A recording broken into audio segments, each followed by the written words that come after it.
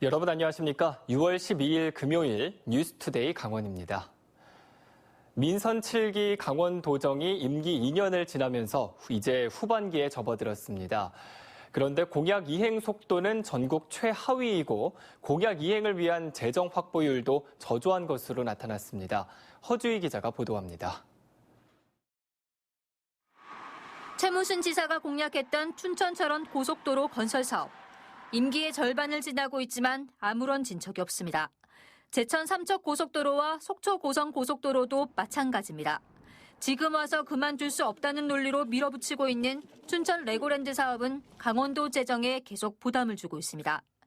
민선 7기 후반기를 앞둔 최무순 도정에 대해 정의당이 중간 평가 결과를 발표했습니다. 한국 매니페스토 실천본부의 전국 시도지사 공약 이행 평가 결과를 인용해 강원도는 단 한 분야에서도 우수 평가를 받지 못했다고 비판했습니다.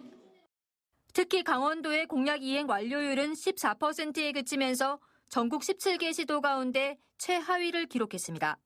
공약 이행을 위한 재정 확보율도 14.7%로 전국 평균의 절반 수준에 그치면서 14위에 머물렀습니다. 매니페스토의 평가 결과가 모든 것을 평가할 수는 없지만 강원도가 전국 광역단체 중 실력 없는 지자체임에는 틀림없어 보인다. 최근 최무순 지사가 각종 농산물 특판 행사를 통해 완판남이라는 별명까지 얻었지만 정책의 내실을 다지기보단 보여주기식 이벤트 사업에 치우치고 있다고 비판했습니다. 또 공석이 길어지고 있는 강원연구원장 등 강원도가 출자 출연한 기관장의 인선이 늦어지면서 잡음이 나오고 있다고 지적했습니다.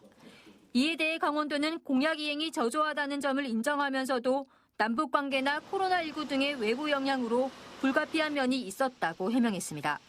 다만 추진이나 이런 것들은 상당히 정상적인 궤도에 올라서서 우리 이제 임기 중간 차이신데 나머지 임기 동안에 여러 가지 전망들이 좀 밝게 나와서 또 설악산 5세 케이블카와 대관령 산업관광을 비롯한 주요 현안 사업을 성사시키기 위해 중앙부처와 협의해 나가겠다고 밝혔습니다.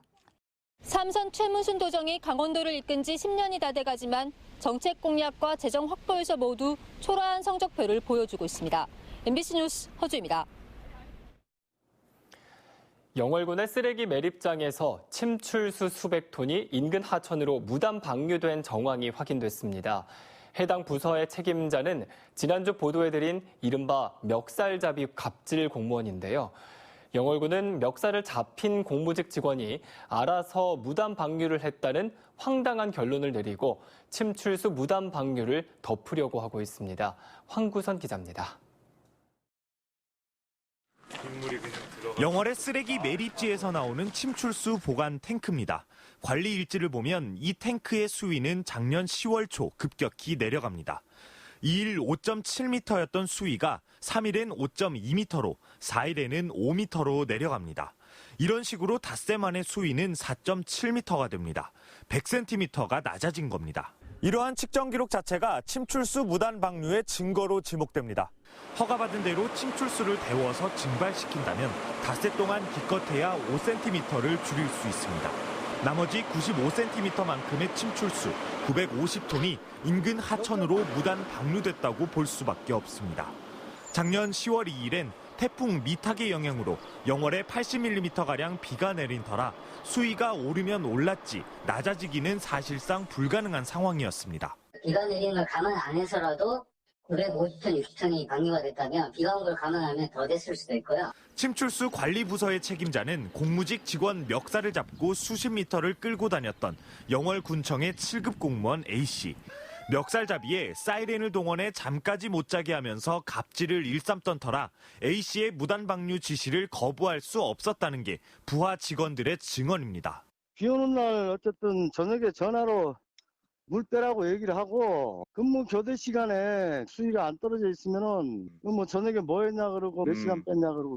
하지만 영월군은 조사 결과 공무직 직원들이 알아서 한 일로 확인됐다며 무단 방류의 책임을 공무직 직원들에게 떠넘기면서도 수사기관에 고발은 하지 않고 있습니다.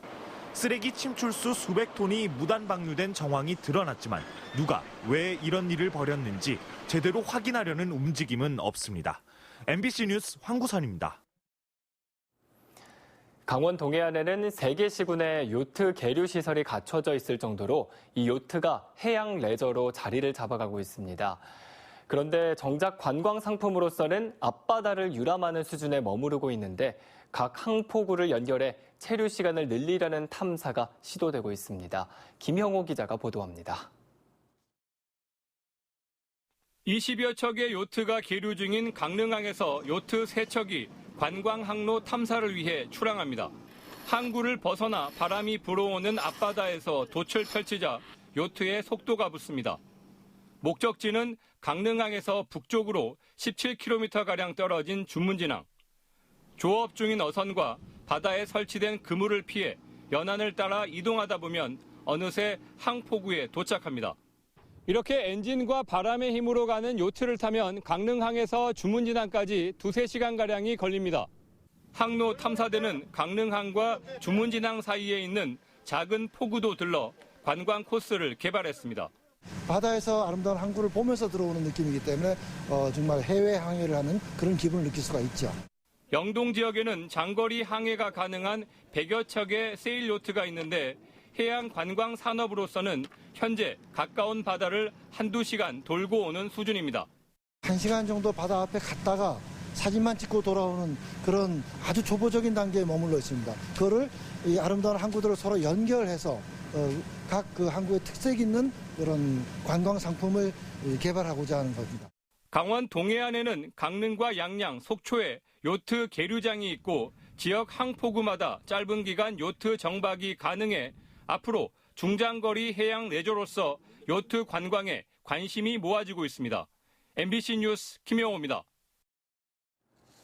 정선군이 군립병원 기능 강화를 위해 의사와 간호사 등을 충원하기로 했는데 아직까지 성과가 미흡합니다. 여기에 최근 정선군 자체 감사에서도 여러 가지 지적을 받으면서 잡음이 일고 있습니다. 김인성 기자입니다. 정선군립병원은 지난 4월부터 24시간 응급의료 체계를 갖추고 정상 궤도에 올라서려 애쓰고 있습니다. 4월에 하루 평균 50여 명이던 환자 수는 5월에 60여 명으로 늘더니 6월 들어선 하루 100여 명까지 늘었습니다. 하지만 의사와 간호사 채용이 제때 되지 않고 있습니다. 힘들게 채용한 내과 의사가 한 달 만에 그만둬 최근 다시 채용한 데 이어 정형외과 전문의는 상시 공모에도 불구하고 아직도 자리가 비어 있습니다. 군립병원 측은 연봉 등 처우에 대한 입장차가 크다고 하지만 정작 응시자들은 취재진에게 면접 시 모든 조건을 받아들이겠다고 했는데 병원 측이 채용한다 안 한다 답을 주지 않았다고 말했습니다. 또 정원 18명인 간호사도 아직 10명밖에 채용하지 못해 직원들의 업무 강도가 세지면서 여러 가지 불만이 나오고 있습니다. 병원 측은 채용을 서두르겠다고 밝혔습니다. 최대한 빨리 하려고 노력을 하고 있습니다. 그다음에 또 급여 문제도 조금 현재 그런 어떤 전반적인 추세보다 추세랑 좀 맞춰서 좀 차이가 있다면 차이도 빨리 좀 개선을 해서 빨리 하루빨리 모시도록 노력을 하려고 합니다. 이런 가운데 최근 정선군립병원에 대한 정선군 자체 감사에서는 예산과 전자결제 등의 행정 시스템이 없는 점, 병원 운영 규정이 미비한 점, 홈페이지가 없어 예약이나 진료 과목, 의료진 정보를 알 수 없는 점, 약품 등 재고 관리가 철저하지 못한 것 등 모두 14가지 사항을 지적받았습니다. 감사 내용은 최승준 군수에게 보고할 예정입니다. 내부서 보고하고 있습니다. 보고하고 있다는 건 정리가 어느 정도 됐다는 뜻인가요? 네, 정리된 결정은 중입니다. 구체적인 사업 계획이나 인력 채용 계획도 없고 예산이나 약품 관리도 허술했다는 게 드러난 셈입니다. 정선군립병원이 의사와 간호사 채용에 어려움을 겪는 데다 내부 감사까지 받고 있어 설립 초기 자리를 잡기까진 더 시간이 걸릴 전망입니다.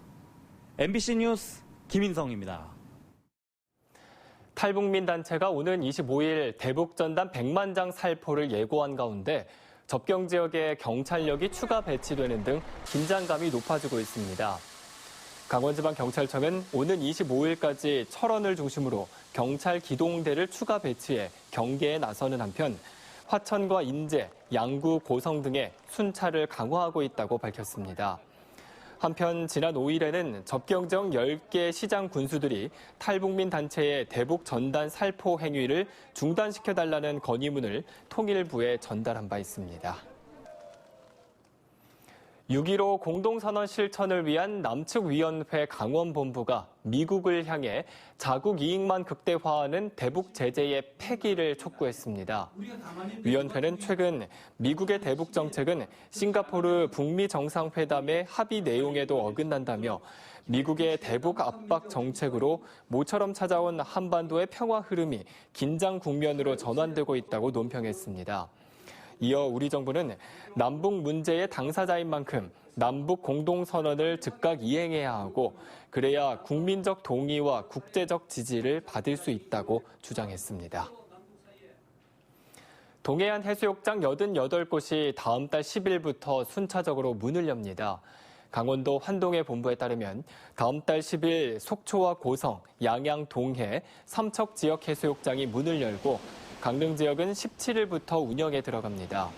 속초와 고성, 양양, 삼척 지역 해수욕장은 당초 다음 달 1일부터 문을 열 계획이었지만 코로나19로 인해 개장이 연기됐습니다.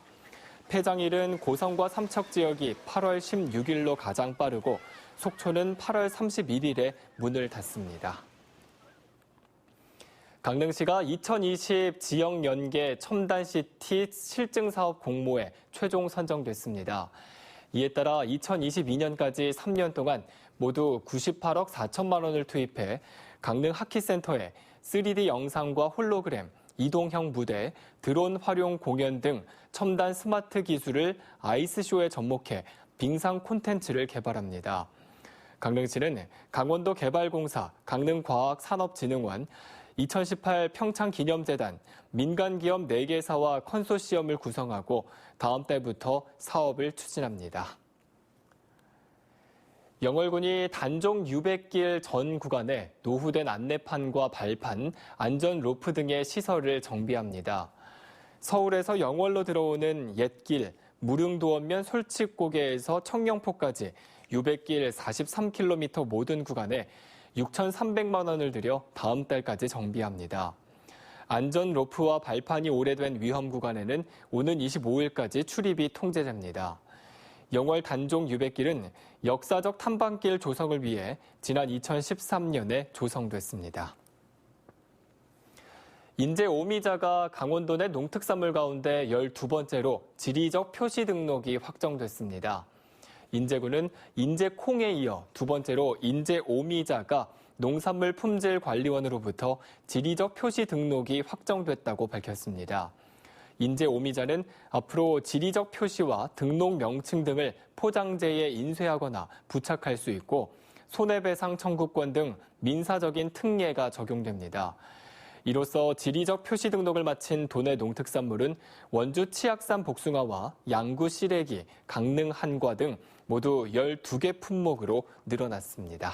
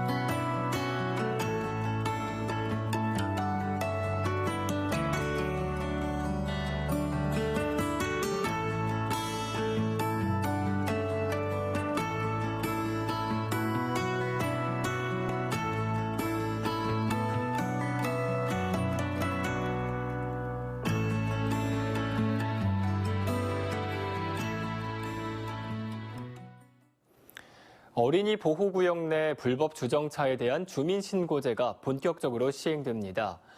이에 따라 초등학교 정문 앞 도로에 1분 이상 주정차한 차량에 대해 주민이 직접 행정안전부 안전신문고 앱으로 신고할 수 있습니다. 특히 어린이 보호구역은 과태료가 일반 단속 구간의 2배로 불법 주정차 차량의 경우 8만 원 이상의 과태료가 부과됩니다. 정부는 계도 기간을 거쳐 오는 8월 3일부터 본격적으로 과태료를 부과할 예정입니다. 한림대학교가 영국의 글로벌 대학평가 기관 QS에서 실시한 2021 세계 대학평가에서 국내 18위에 이름을 올렸습니다. 이상으로 뉴스투데이 강원을 마칩니다. 시청해주신 여러분 고맙습니다.